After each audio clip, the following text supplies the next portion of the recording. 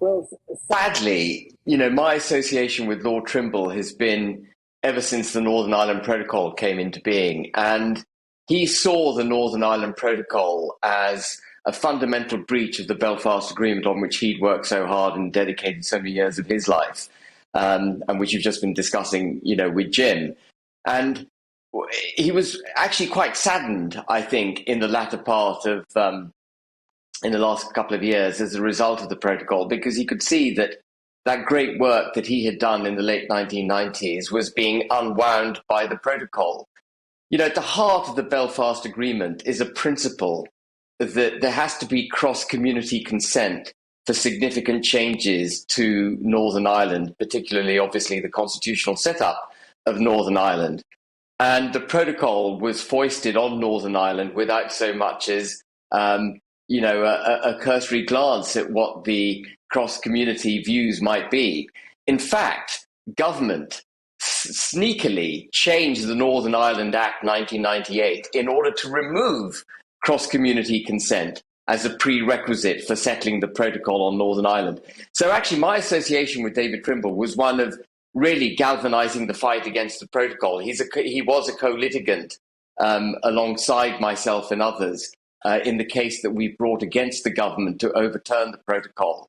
And it is very sad that he won't see the protocol defeated, and that the fight is now left to us. But I did have an exchange of emails this morning with Lady Trimble, and she said to me that, David was completely behind the fight and that he would want us to go on and battle it out, which of course we will, with double resolve. I mean, I was utterly committed to the defeat of the protocol anyway, but I absolutely, with David's memory in mind, we are not going to let this bone go. Does it really annoy you to see, big beasts of politics, former statesmen like Tony Blair, Bill Clinton, taking the time to pay their respects online and rightfully celebrating Trimble and his work on being one of the architects of the Good Friday Agreement? And yet, when in the middle of all the throes post-Brexit, he was saying this is dangerous, this shouldn't happen, the Northern Ireland Protocol is reckless politicking, the EU are taking us as fools, that they did nothing, they didn't listen to him. No, they didn't. And, David Trimble is part of an era where politicians really did have conviction, really did have courage, and stood up for what they believed in. Now, a lot of people didn't believe in the Belfast Agreement, but he did, and he stood up for it and he got it settled. And people like Bill Clinton and Tony Blair, who praise Lord Trimble, must equally, therefore, condemn the protocol, but they don't.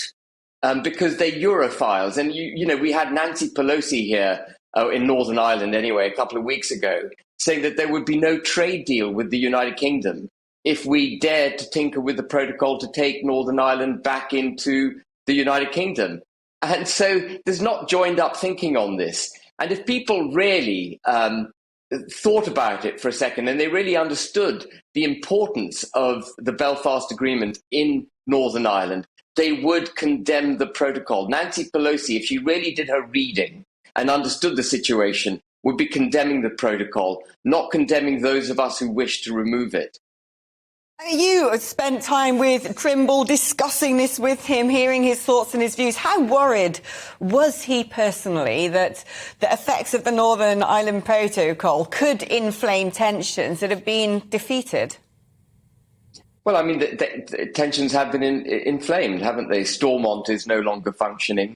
We've seen marches, we've seen the resurgence of, it was albeit a hoax bomb scare, but one that was perpetrated with real guns and the real abduction of someone while the hoax took place.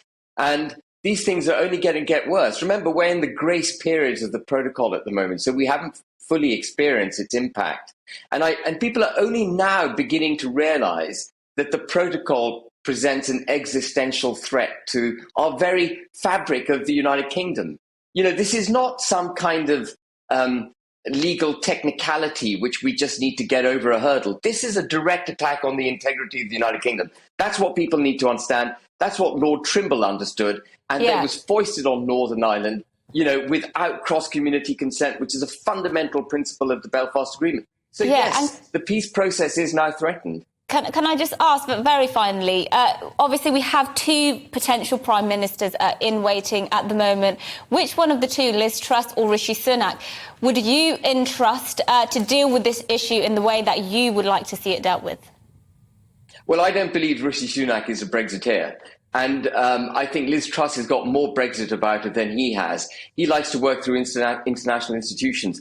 Liz Truss is the one who's brought forward the Northern Ireland Protocol bill to new to the protocol. So in Liz Truss, I'm trusting.